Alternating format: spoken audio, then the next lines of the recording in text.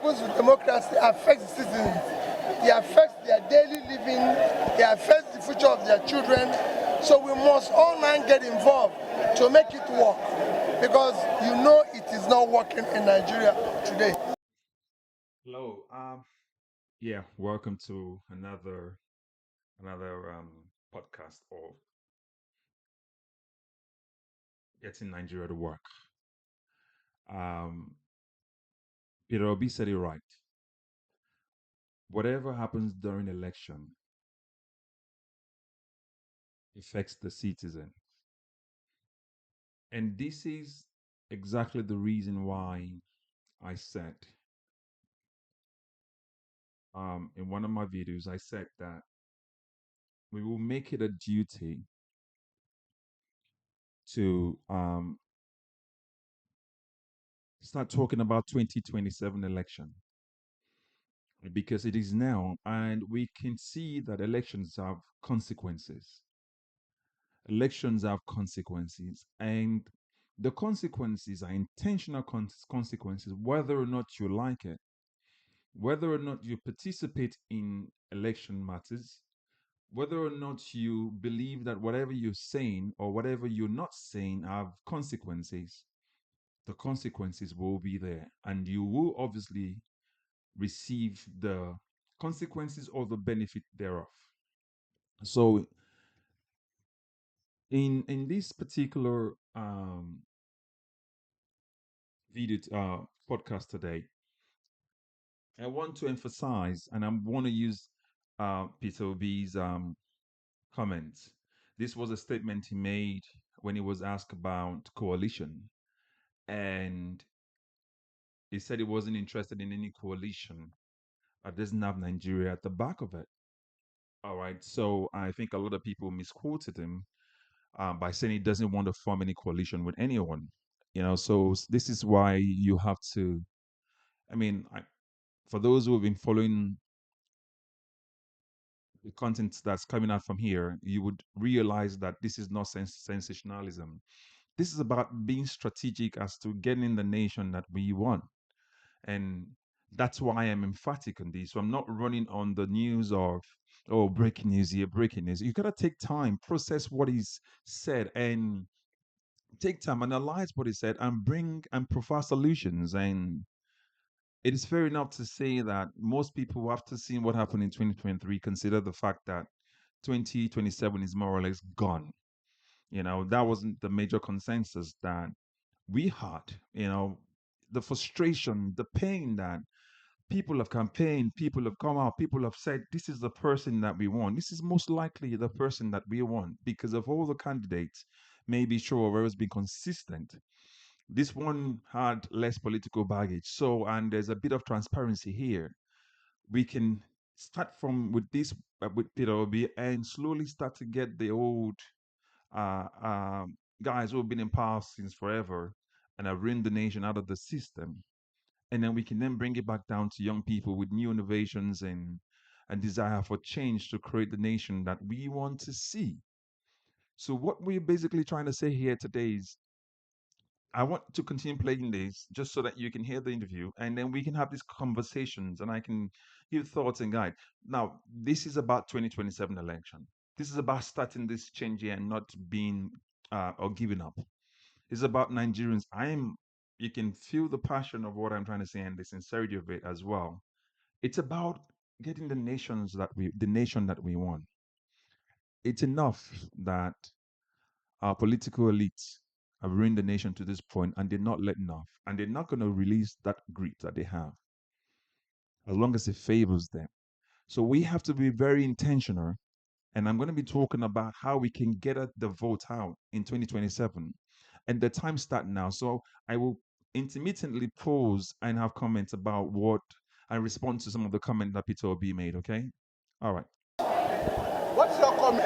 Whether we are going to do coalition or not, let's talk about the future of the country. Because often we abandon the country and what we need to do, talking about power grab. I'm not interested in any coalition that is for purpose of taking power. You see, that's the point we're trying to make here. If you remember a few videos ago, I mentioned that I played a video of when the current president said in one of the private gatherings when he talked about grab it, run it by every means. They talked about political power. You've seen the video where Wike talked about those of us who know what to do with power. So it's grabbing political power, not to serve, but to be served. So that you can impose your will and yourself on the citizenry.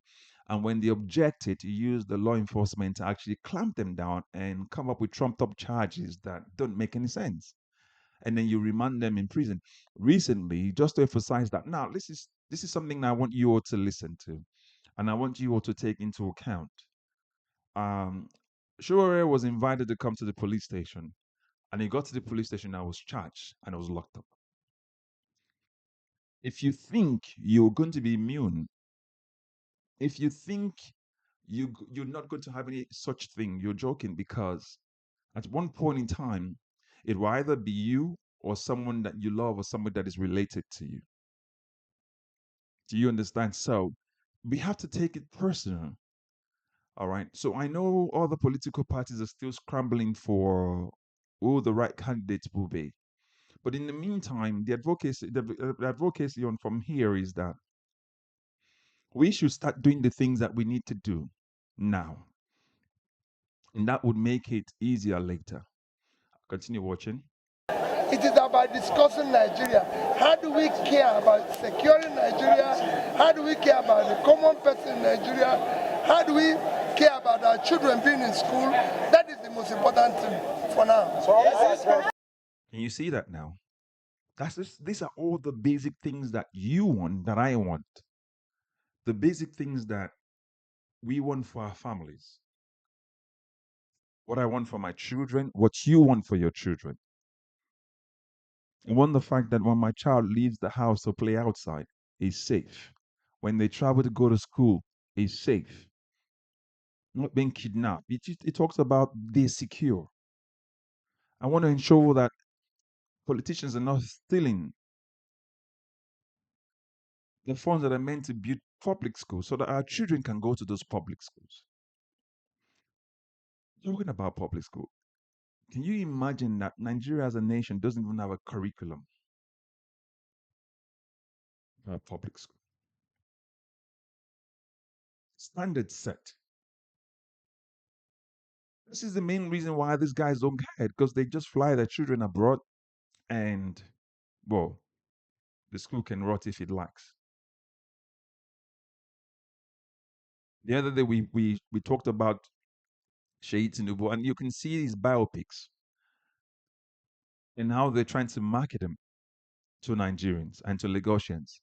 And I'm saying to you guys, the intention these guys have already started, they're quite intentional about, let's start this propaganda now. Let's start this marketing right now. Let's see how people will react, whether or not they will accept us.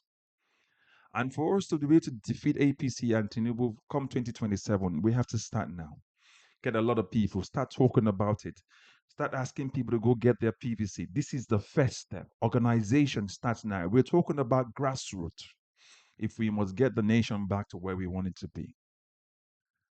See, our politicians steal from Nigeria, go spend it abroad and come back and steal more again. It's in point. Yaya Bello. They steal from Nigeria, or Alison Diziani. They steal from Nigeria, invested abroad, and come back to Nigeria and still kill. So Nigeria is the pillaging ground, while the West is the investment ground. And that's why people from the West can say Africa is poor. So the resources coming from Africa goes to the West for investment.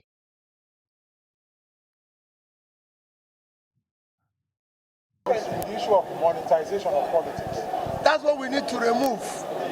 Because what you are doing is that you're encouraging stealing of public money, because if I steal it and use it to win an election, then I get all the powers and everything, including immunity, not to be prosecuted. No. You can see is another big issue really, because we're talking about corruption across board. I just want to show you something that came up recently in the news. This is it. Nigerian lawmakers demand 480 million from universities to approve 2025 budget. Now, if you take 480 million from university budget, where would they build the laboratories? Where would they build the labs? Where would they build? How many or more hostels would they have? How many more classrooms would they have? Would they be standard enough? So these lawmakers demand this amount of money from our universities, what it would have actually saved you and me and our children. And they use that to finance their own children to go and study abroad. But yet our schools are dying. Same thing as well. Look at recently, the Ondo 2025 budget sparked controversy as well as PDP accuses a government of looting. We're talking about corruption on all levels. All levels. Adding up budgets. Lawmakers doing community. We elect lawmakers to be lawmakers, not contractors. So this is not a monologue. This is not about. This is about. I am after the fact that we need to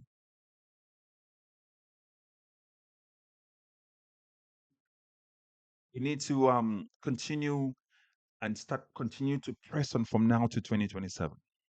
It starts now. So if you're in the diaspora, call your friends and family, tell them go get your PVC now. Let's start it now. If you're in the university, do the same thing. You're feeling the pinch because your tuition fee went up, but your parents don't have the money to pay for it. Your parents are feeling the pinch because they're feeling this stop because they can't pay your tuition fee. So go get that PVC.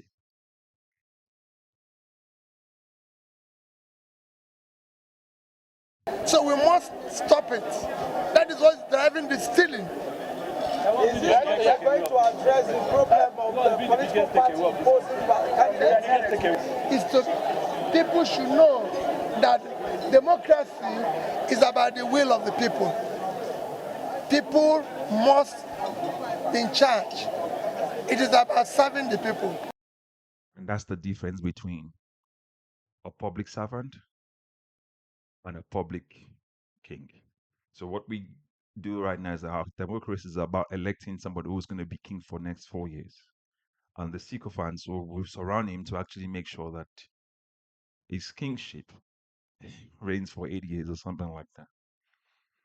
So what we don't have right now is good leadership. Just like Davido mentioned in his not coming and he made that sparked a lot of outrage. We don't have good leaders. Our leaders threaten people with death, with imprisonment. They create new laws like the cybercrime law where they use that and manipulate that to say you can't even. That's why there's a clampdown on free speech. If you notice, there's been a lot of clampdown on free speech because they don't want you to express your view. You're more or less supposed to be oppressed and accept the oppression. And that is most critical. Your Excellency, the issue is that these conversations have been on for quite a long time. And it is now time for us to take action because you can see where it brought us to. We now live in an insecure country. We now live in a country that is every day breeding poverty. Now, in view of what he just said right now, it's time for us to take action. And I talk about how to defeat APC and PDP and Tinubu in 2027. It's going to be an Herculean task. I'm not making light of it really. It's going to be difficult. But one thing that would help Nigerians and help us as well is preparation. And this preparation is what I'm talking about. That's why I'm strategically talking about this and giving pointers as to what we need to do to make sure that 2027 works out for us so that we can get the kind of government, we can start to get the kind of government that we desire, that we want to see. I'm not saying automatically if Peter Obi or maybe Sowore or somebody in that mind like mine wins the election, I'm not saying Nigeria is going to work immediately. It will take years, but we have a very great foundation to start from. But this is the time. The time is now.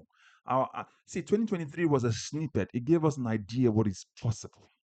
We got to take that and run with it. What the political elite wants us to do is to say it's not possible. Your vote will not count. What I'm trying to say to everybody right now is that it is possible.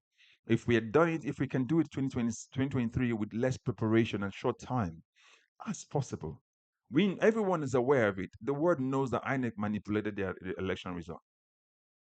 The world knows that everyone can more or less see as it is alleged with Rivers State that Wike was the one that sold Rivers State just to become a minister. It's an allegation. I didn't say that's an alleged allegation, so I'm only just re-echoing that. All right. So we know of it. The question is, if we come out en masse, if you come out en masse in Bayelsa, if you come out en masse in Rivers State, if you come around in Ebonyi State, in Lagos State, it will be so hard for them to steal the election. That's why they didn't give you your voters card. That's why you found most of those voters card in the bushes. Because they need minute number so that they can rig the election to reflect what is shown there. They can't just manufacture 6 million and 20 million votes just like that other thing here. They need to be able to justify it. Obviously, we know that they've already bought INEC. We know that the judiciary is in their pocket. That's why most likely they're trying to build houses for them. That's bribery. We know that. But we need to keep that intensifying the effort. If we can get one more governor 2027 to add to what is currently in Abia State, that's some progress. If we can get more senators, more House of Rep members, that's progress. If we can unseat the president, that's progress in the next election. That's progress. Unseating this current government in the next election, that's progress. Because Nigerians demand it. We are the majority. People are suffering. So many people don't know where the next meal will come from. We now live in a system where on Friday, I visited, on day of celebration of education, I visited 15 schools where children don't even have a lab, talk less of one computer. That's what democrats have brought to us. And we must deal with it head on. How will you say this administration is doing? How will you rate this administration? It is for you to rate it by going to market. I don't need to rate it for you. It is for you to rate it. If you go to market, then you rate it yourself. Your Excellency, the issue of political party structures also came up during the discussion. Very critical. So now, how... It's very clear what has been said, that we don't have members. We have owners of political parties. Parties should be, the core of democracy should start from the political parties, where people respect and know that other people exist. It is not a place where you hijack the process. So it's not a place where you hijack the process, okay? So Peter B, just for clarity, because I think this is the idea that came out yesterday or something, where people Peter Obi was not going to um, um, form any coalition. This was what it came out to be. The noise was, Peter Obi says no, it's not forming any coalition. But right now, I think he cleared it up by saying that it has to be about Nigeria. He didn't say it wasn't, so people misquoted him. So let's use this forum as well to hamp that and see how we can better the lot of Nigerians. Okay, let's see how we can better the lot of Nigeria. And talking about coalition, I still believe that Omoyele is being consistent. I'm talking about him because when I look at the politicians who have been consistent, it's been him. You can say it's in the news just to make himself known, but he's been consistent. And I think, if the people that are viable candidates without baggages, can come together and work together and start to galvanize people and galvanize this vote before 2027. Put the structures down. Talking about political structure, put the structure down. I think it is possible. I know. I think in one of the interview that Omoyele Sowore did once, when he said he would not form or work with Peter Obi because he feels that he's been one of those people from the political elite who's not done anything in his previous tenure as governor of Anambra State.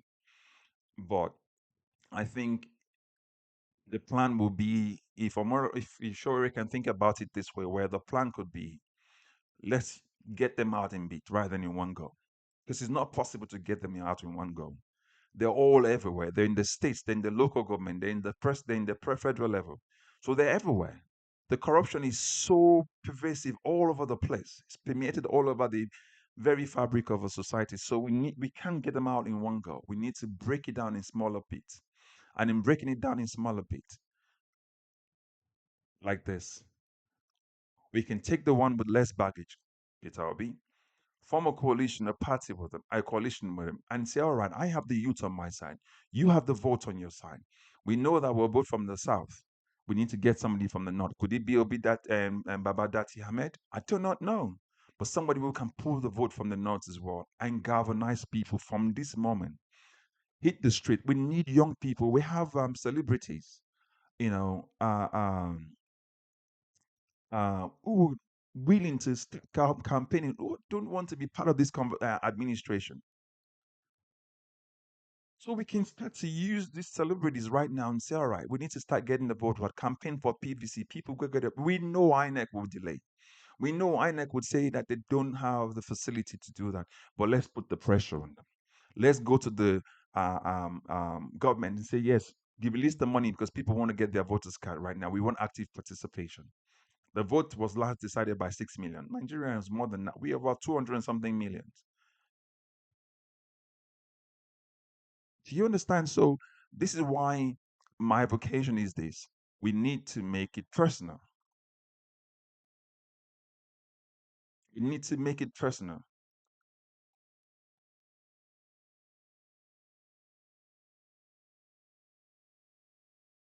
We need to make 2027 personal. Make 2027 a personal. Let it be personal to you. That's why these content is coming to you right now. We want it to be personal. Listen, I want you to I don't know if you ever heard of a gentleman called DK Chukwumerije. He's a poet, and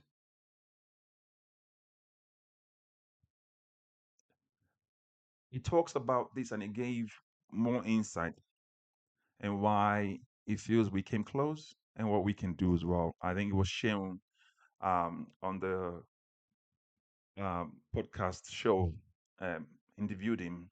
I'd love his take on the situation currently in Nigeria. So I'd like for you to watch this as well, and then tell me what you think in the comment section. The way things are in the country at the moment, do you for a moment think that, well, maybe Nigeria deserves what they get based on what they put in? Or what exactly comes to your mind when you have a review of the 2023 election, especially with your own political stance? I just feel we missed an opportunity.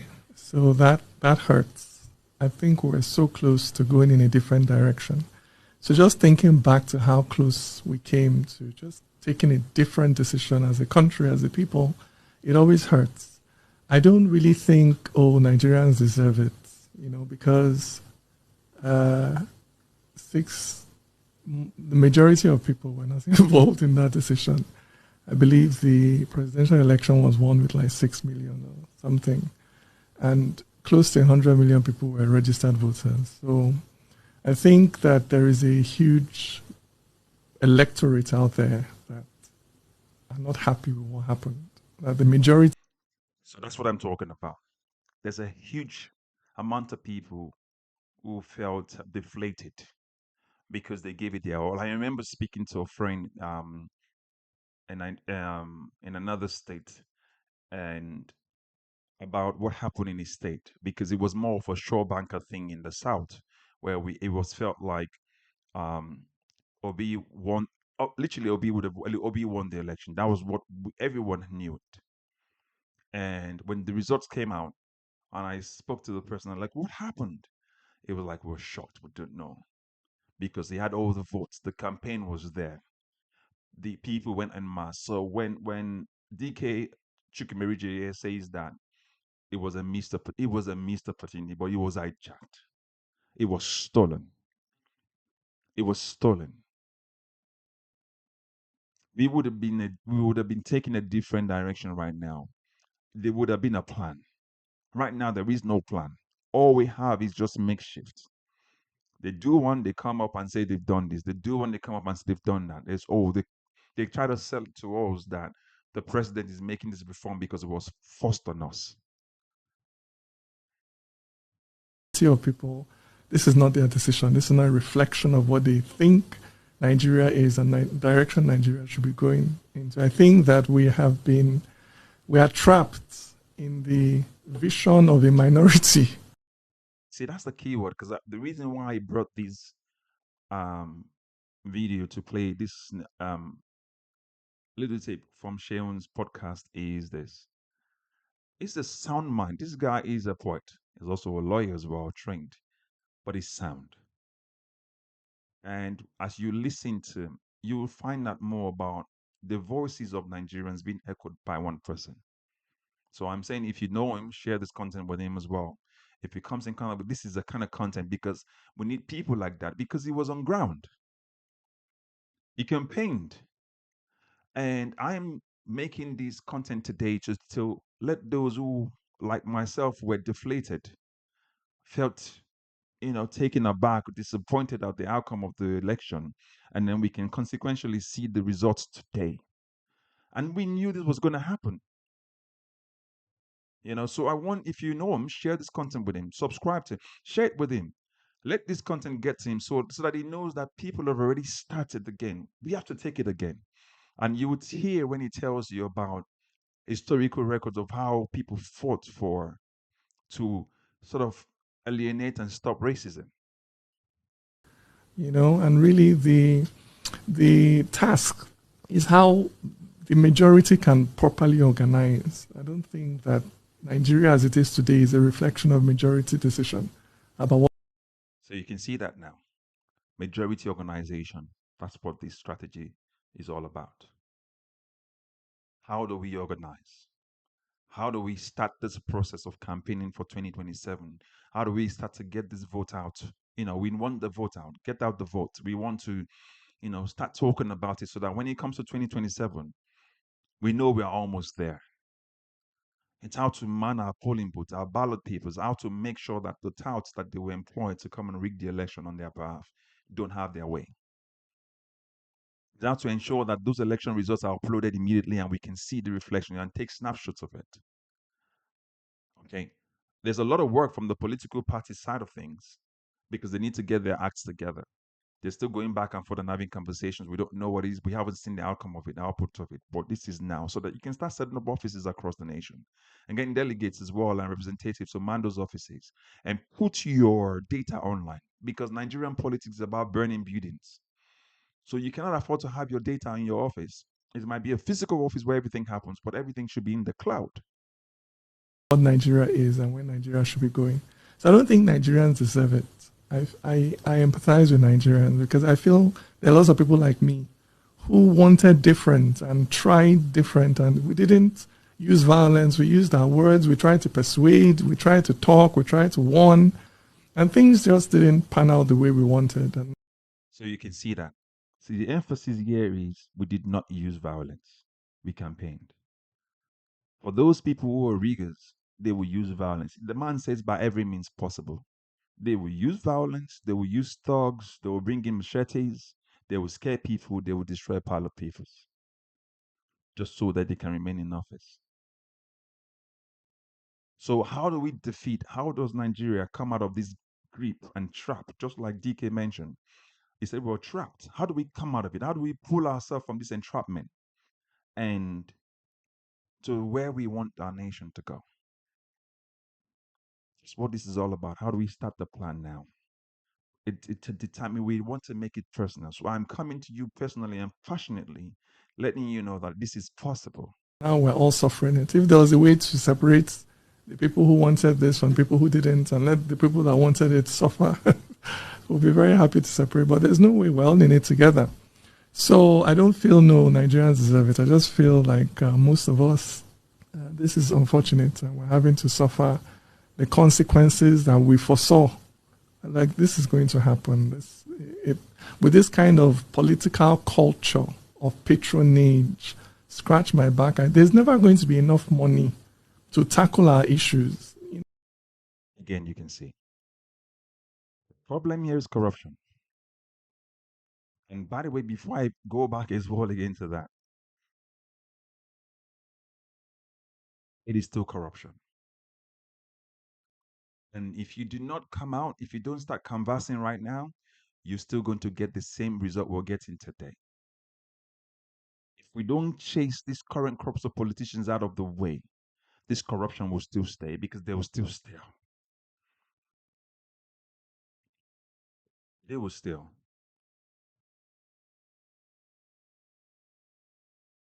So we need to get them out. We need to bring you out to come and vote. We need to get you to go get your PVC. Ensure you do it. When you're out of every 1 naira, you're using 80 kobo to service political structure. What money is left for education, for health? Even if the government is saving money, does it have enough integrity to use the money it saves on the people? The answer is no. The answer is no. It doesn't have any integrity to do that for the people. You can see that here. Budget looting. Lawmakers, they requiring 480 million from universities. Our universities are actually broke. The infrastructure don't work. But yet, from universities, the lawmakers are asking for it 480 million. That's the allegation. So where do you think the integrity will come? I often say this: how you get the thing, that's how you will keep it. They always get their position by rigging and violence, and that's the way they will keep it, and that's the only way they know. As opposed to its own comfort. These are all cultural issues. It doesn't matter what policy you are implementing, but your political culture is going to undermine the efficacy of whatever policy you're implementing. So my brother Shenwai, I just feel sad because we came close. When you say we came close, what was the path that you think Nigeria missed?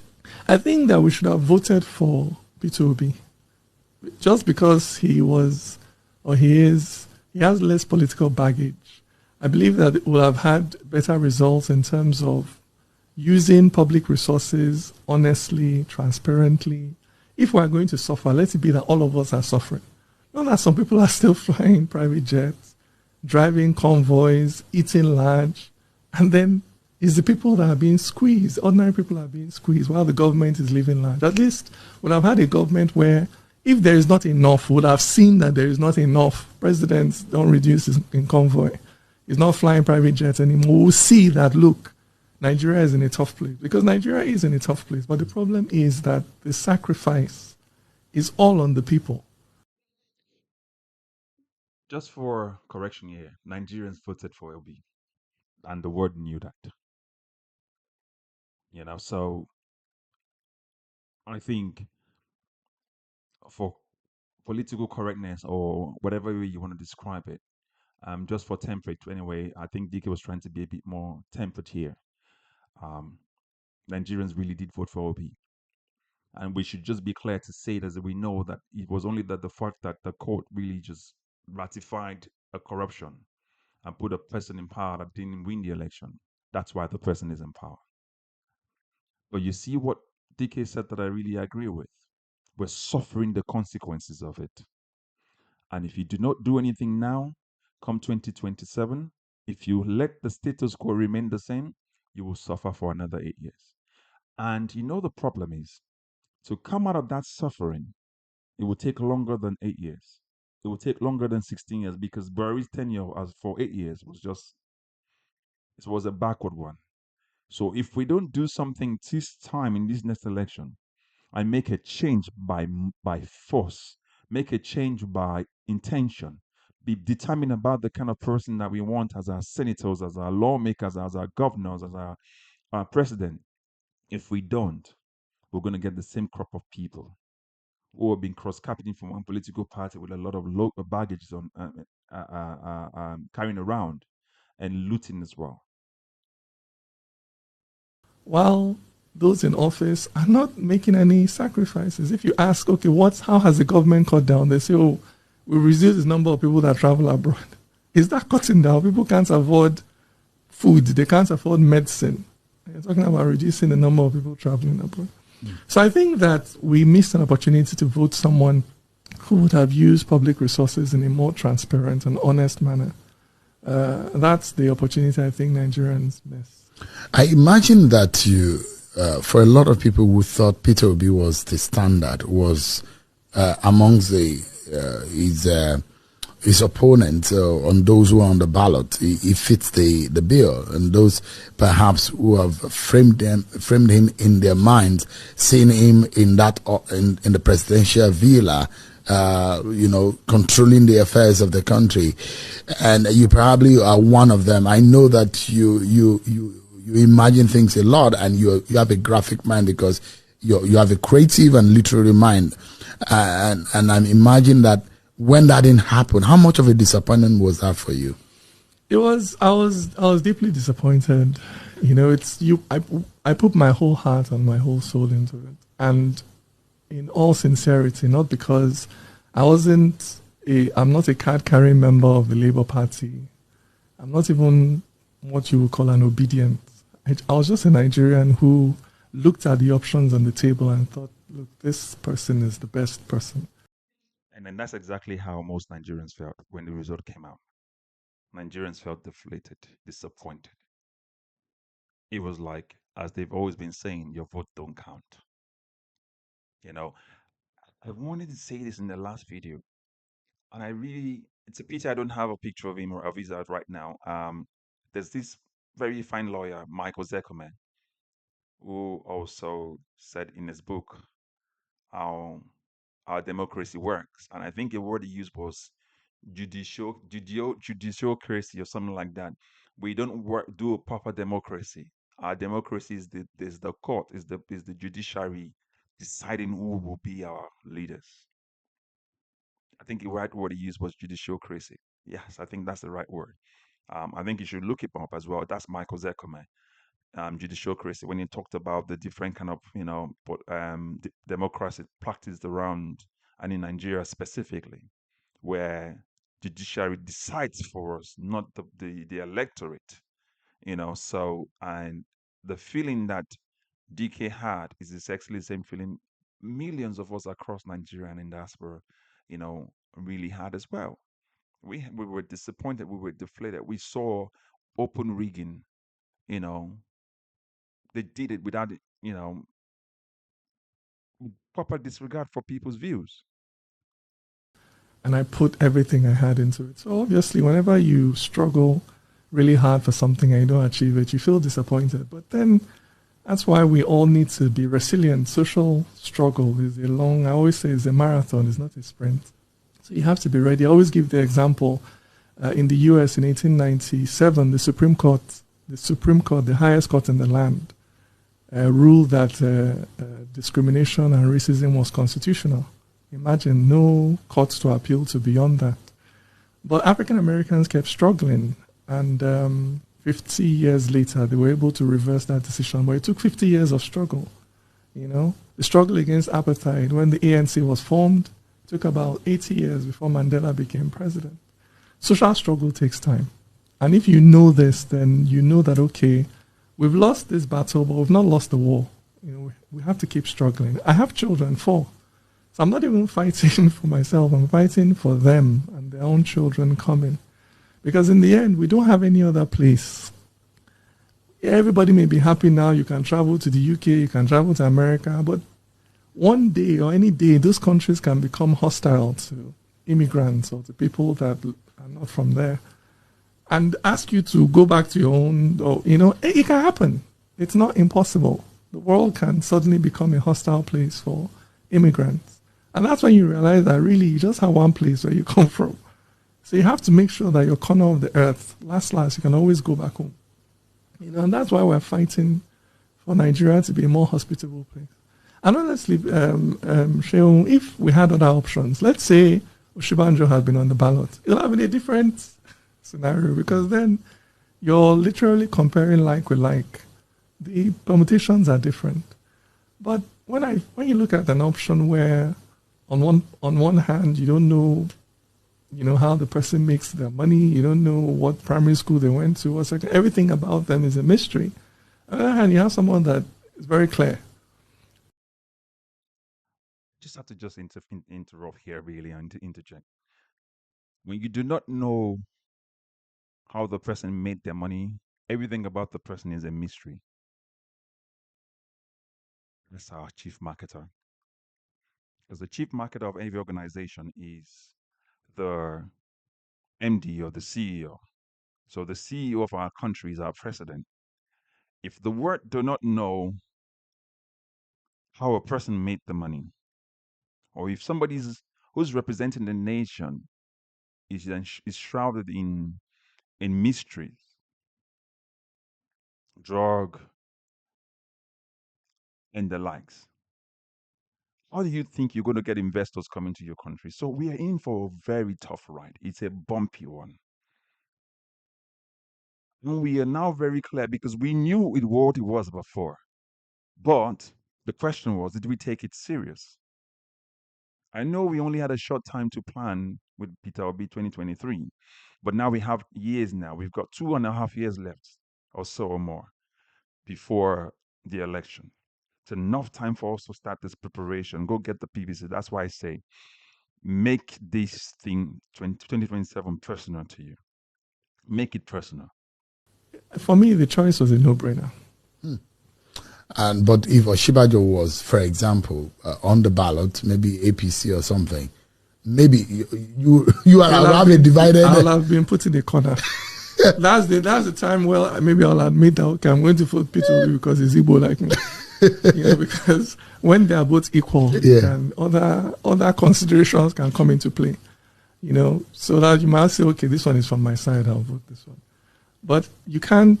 When there is a clear disparity in competence, then you always have to put competence. Oh, this is a nice way to end this podcast today. When there's a clarity, the disparity, there's clarity in competence. You always have to choose competence. Choose competence. We want competent people. We don't want corrupt people. So in our push for 2027, in order for us to defeat APC and get Tinubu out of office, we're talking about not just the presidents, we're talking about the state level and local government level. We're talking about councillors. We need to get rid of APC out of power. I mean, we're going to put our eyes on Lagos State because I think Lagos State is a swing state right now. We're going to put our eyes on Lagos State to ensure that because that's one of their key areas. Lagos State is one of their chief hosts. I'm telling you because when you get Lagos State out of their hands, there's a lot of resources that are being siphoned out of our country every day. We're talking about the port. We're talking about the airport. We're talking about making sure Lagos State work because if Lagos State starts to work, all the other states also will work as well. But we have good managers in place who can manage the resources, not siphon the resources. You understand? So it was clear that in 2023, INEC gave us incompetence as against competence that people wanted. But I'm still of the opinion that we need to have I'm still of the opinion that we need Sowore. I'm still of the opinion that Obi needs to have a partnership with Sowore. Whatever happens to democracy affects citizens. It affects their daily living. It affects the future of their children. That's my opinion. And whatever happens with democracy affects us all. All right. So I think Peter Obi and he has to take it seriously if he needs to be the one, if he wants to contest as well again. I think Sowore should obviously reconsider some other areas of his where he said no in the previously. But we have to make this thing personal. It needs to be personal. We need Peter Obi to make this thing personal and do it now. It can't be soft like it was the last time. We're not interested in you calling people your brother. This is for the soul of Nigeria. We don't want you to be calling them your brother because if they thought you were their brother, they would not steal funds that Nigerians needed. If they thought Nigerians were their brothers, they would not steal the funds Nigerians needed. Okay? So we're not interested in that anymore. What we're interested in right now is So we must all now get involved. we must all now get involved. That's what we need to do right now. Get involved. Make it personal. Make it really personal. Nigeria needs you to make it personal. It is time. It is time to make this thing personal. So if you know Peter Obi, share this with him. Omoyele Sowore, share this with him. I know and apologize because this is a bit long, but it was intentional because if we have to get 2027 right, we have to be intentional with it. We have to make it personal. To the likes of all the other Nigerians whom you know who felt disappointed, it's not time to give up. Because if you give up, we will suffer the consequences. We will suffer insecurity. If people get kidnapped, let me tell you all in diaspora, you're going to be the one to send the money to bail them out.